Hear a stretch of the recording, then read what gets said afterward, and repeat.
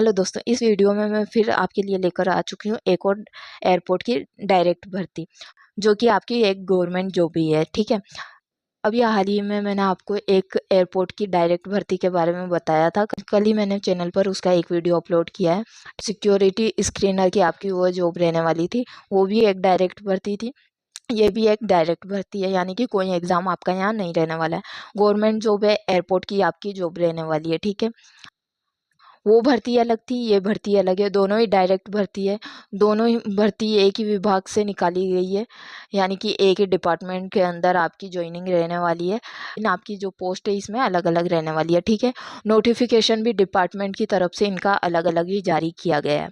ठीक है, दोनों भर्ती के लिए आपको फॉर्म भी अलग अलग ही भरना होता है। दोनों का सिलेक्शन प्रोसीजर और क्राइटेरिया जो है काफ़ी डिफरेंट रहने वाला है। ठीक है, ऑल इंडिया की वैकेंसी है, फ्रेशर कैंडिडेट एलिजिबल है, कोई एक्सपीरियंस डिप्लोमा या सर्टिफिकेट यहाँ नहीं मांगा गया है। बेसिक क्वालिफिकेशन रखी गई है, हायर क्वालिफिकेशन यहाँ नहीं मांगी गई है। ओनली 12th पास कैंडिडेट भी इसके लिए अप्लाई कर सकते हैं। ठीक है, मेल एंड फीमेल दोनों ही कैटेगरी के कैंडिडेट इसके लिए एलिजिबल हैं। ठीक है, तो काफ़ी अच्छी है वैकेंसी रहने वाली है, 12th पास कैंडिडेट इसके लिए एलिजिबल हैं।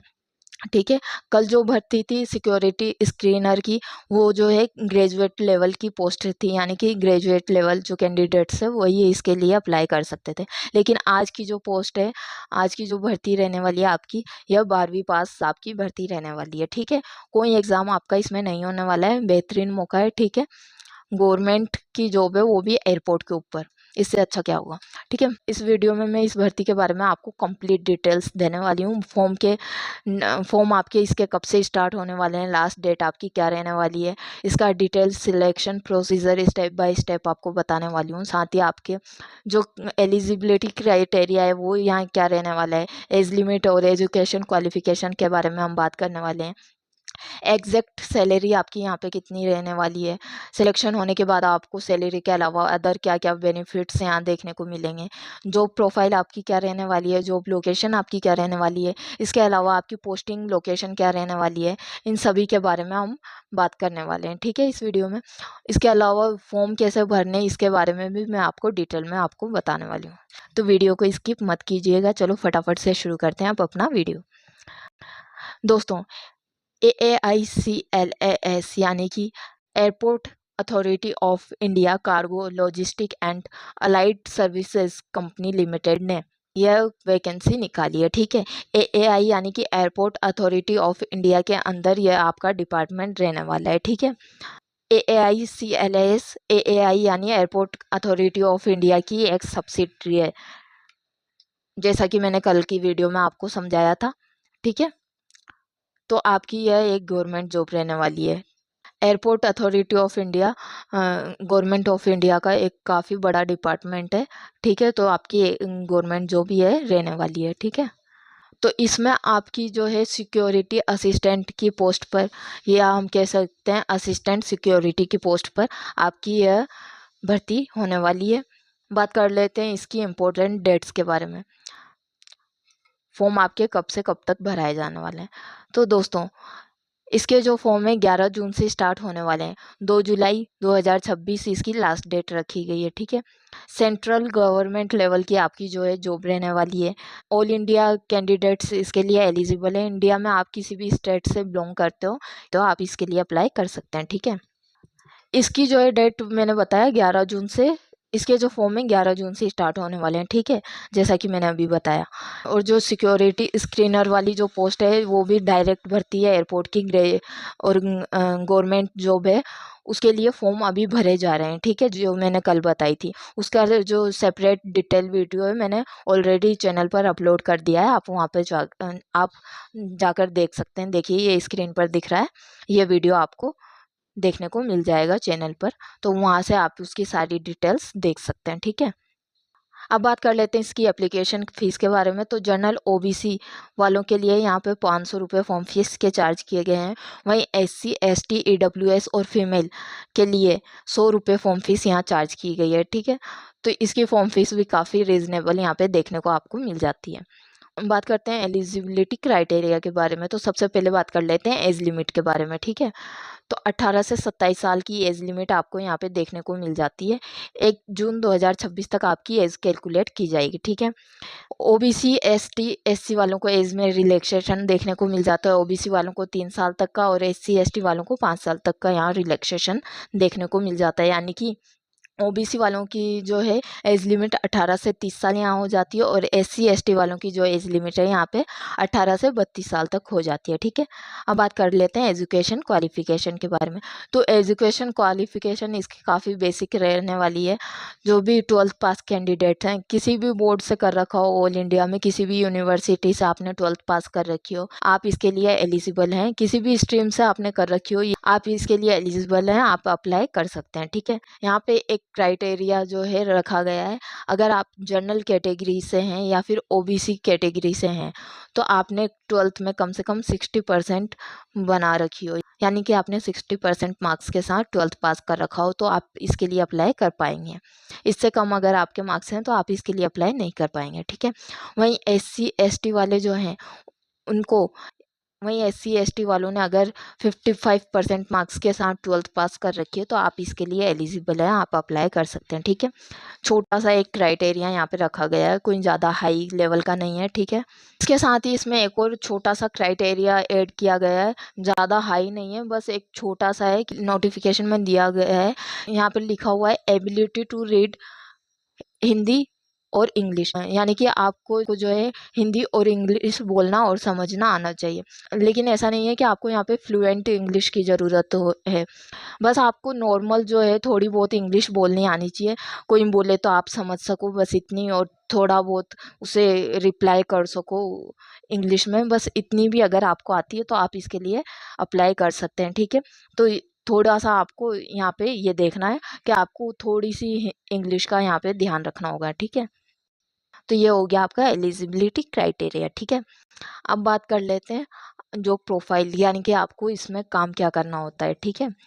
तो दोस्तों इसमें आपको असिस्टेंट सिक्योरिटी का काम करना होता है, यानी कि एयरपोर्ट पे जितने भी सिक्योरिटीज़ के ऑपरेशंस होते हैं ना, उसमें आपको असिस्टेंट के तौर पर काम करना होता है। जैसे कि एक्सरे मशीन होती है, वहाँ पर आपको काम करना होता है। कन्वेयर बेल्ट होती है जिस पे लगेज चलता है ना सिक्योरिटी के लिए। पैसेंजर के लिए आपको सिक्योरिटी चेक करनी होती है, पैसेंजर्स की सिक्योरिटी आपको चेक करनी होती है।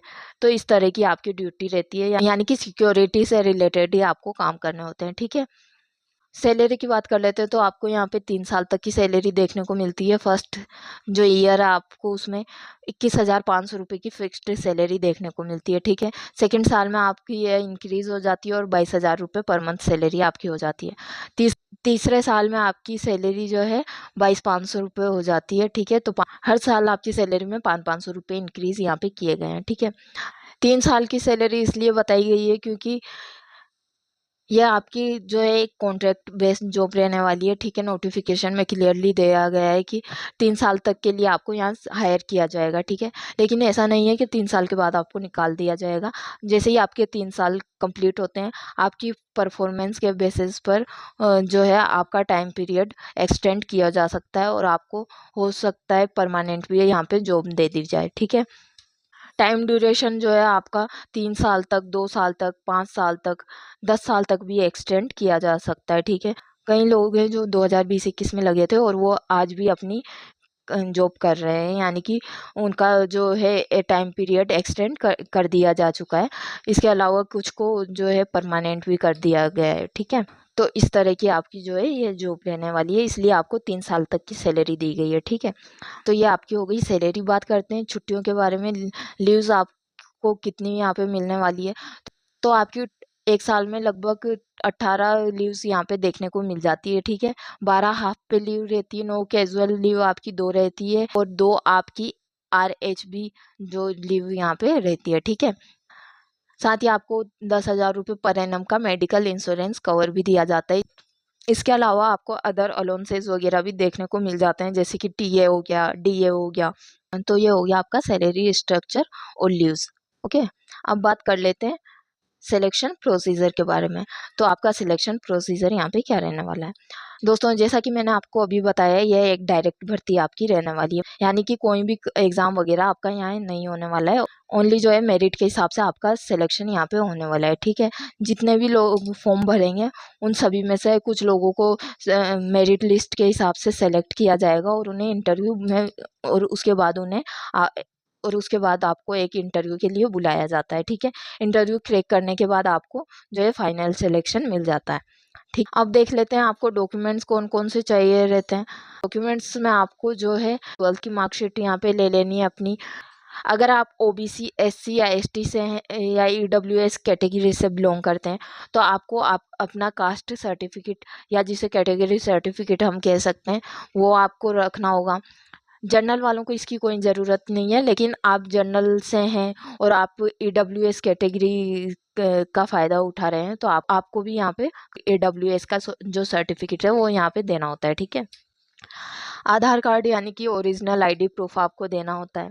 इसके अलावा आपको एक recent passport size coloured photo आपको देना होता है, यानी कि एप्लीकेशन के लिए यानी कि फॉर्म अप्लाई करते टाइम आपको इसे अपलोड करना होता है। इसका साइज़ 20 KB से ज़्यादा का नहीं होना चाहिए, ठीक है। साथ ही एप्लीकेशन फ़ीस तो आपको देनी ही पड़ेगी। ध्यान रखिएगा जो आपका फ़ोटो है वो 6 महीने से ज़्यादा पुराना ना हो और ज़्यादा से ज़्यादा मान के चलें तो 1 साल से पुराना फ़ोटो आपका नहीं होना चाहिए, ठीक है। इसके साथ ही आपको सिग्नेचर की फ़ोटो देनी होगी जो कि फॉर्म अप्लाई करते टाइम आपको इसकी ज़रूरत पड़ेगी। इसका भी साइज़ 20 KB से ज़्यादा नहीं होना चाहिए, ठीक है। तो ये सारे डॉक्यूमेंट्स आपको फॉर्म अप्लाई करते टाइम रेडी रखने हैं। जब आप इसके लिए इंटरव्यू के लिए जाते हैं तो भी आपको ये सारे डॉक्यूमेंट्स लेकर जाने होंगे। बस सिग्नेचर को छोड़ के आपको सारे डॉक्यूमेंट्स ले जाने होते हैं, ठीक है। ध्यान रखिएगा सभी डॉक्यूमेंट्स आपको जो है ओरिजिनल यहाँ पे लेके जाने हैं, ठीक है। और साथ में एक एक फ़ोटोकॉपी भी सबकी ले जाइएगा। वैकेंसीज की डिटेल्स देख लेते हैं तो स्क्रीन पर आप देख सकते हैं ये आपकी जो है वैकेंसी की डिटेल्स यहाँ पर रहने वाली है, ठीक है। तो यहाँ पे आप देख सकते हैं कौन कौन से जो एयरपोर्ट्स पे है आपकी वैकेंसीज निकाली गई है और कितनी कितनी वैकेंसी यहाँ रहने वाली है, ठीक है। उदयपुर, भुवनेश्वर, तिरुपति, इन सभी एयरपोर्ट्स के ऊपर आपकी वैकेंसी रहने वाली है। नंबर ऑफ वैकेंसीज भी आप स्क्रीन पर देख सकते हैं, ठीक है। तो ये आपकी जो है वैकेंसीज रहने वाली है। तो ये हो गई आपकी जो है असिस्टेंट सिक्योरिटी की वैकेंसी, ठीक है। कुछ नहीं, सिंपल सी आपकी जॉब रहने वाली है एयरपोर्ट पे, गवर्नमेंट जॉब है। काम कुछ नहीं करना है, बस आपको जो है आपको सिक्योरिटी देखनी है, पैसेंजर्स की हेल्प करनी है, लोडिंग अनलोडिंग से रिलेटेड आपका काम रहता है, ठीक है। सिंपल सा आपका वर्क यहाँ पे रहता है। अच्छी खासी सैलरी आपको देखने को मिल जाती है। वैसे मैंने इसके बारे में पूरी जानकारी आपको दे ही दी है, फिर भी अगर आपको कोई डाउट हो तो कमेंट सेक्शन में कमेंट करके पूछ सकते हैं, ठीक है। वीडियो पसंद आई हो तो लाइक कर देना, दोस्तों के साथ शेयर कर देना, ठीक है। चैनल को सब्सक्राइब करना मत भूलिएगा, ठीक है। मिलते हैं अगली वीडियो में, जब तक के लिए धन्यवाद।